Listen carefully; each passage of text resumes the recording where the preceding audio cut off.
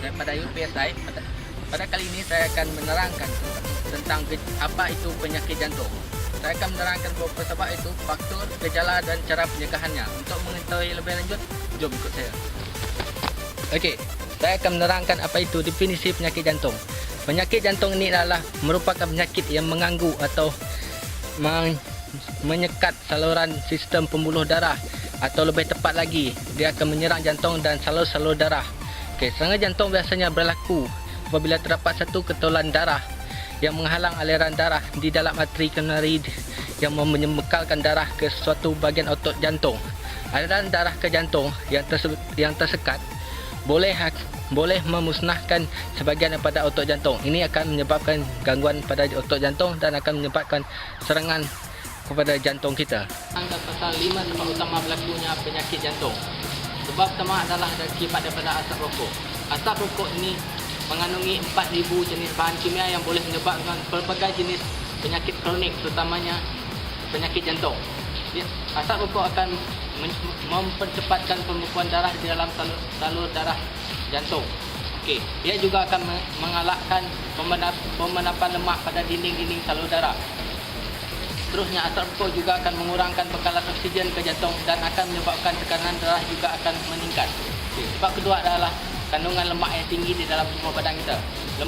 Semakin banyak kandungan lemak di dalam tubuh badan, ia akan menyebabkan berlaku di dalam penyempitan salur darah dan akan melambatkan darah untuk mengalir ke dalam jantung. Okey, sebab ketiga adalah kurangnya bersenam. Saya akan menerangkan 5 gejala atau tanda-tanda umum penyakit jantung. Yang pertama adalah berlakunya sesak nafas.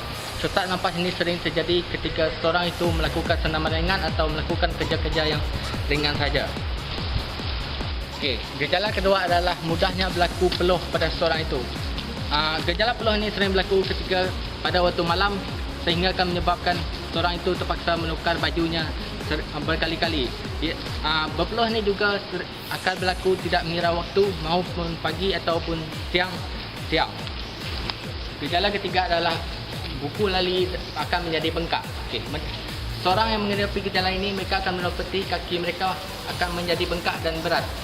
Sekiranya mereka menekan pada bahagian buku lali, ia akan dapat melihat kesan jari, bentuk jari mereka terhadap tekanan tersebut. Gejala keempat adalah sering berdebar-debar.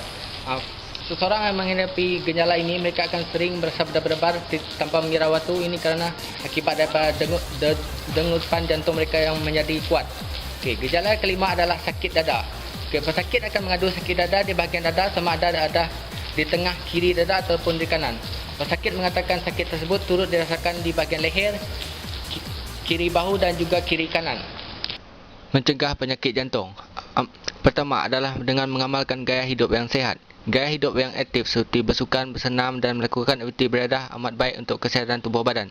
Kedua adalah tidak merokok. Merokok boleh membahayakan kesihatan dan boleh menyebabkan kita diserang pelbagai jenis penyakit kronik. Ketiga adalah pola pemakanan yang sihat. Amalan gaya pemakanan yang seimbang amat perlu untuk kesihatan tubuh badan kita. Elakkan diri daripada mengambil makanan yang berlemak dan berkolesterol tinggi. Dan seterusnya adalah mengurangkan berat badan. Berat badan yang berlebihan seperti obesiti boleh mengundang kita kepada pelbagai jenis penyakit yang berbahaya.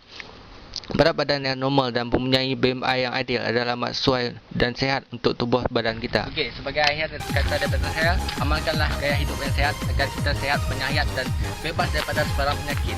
Okey, sekian. Renung-renungkanlah.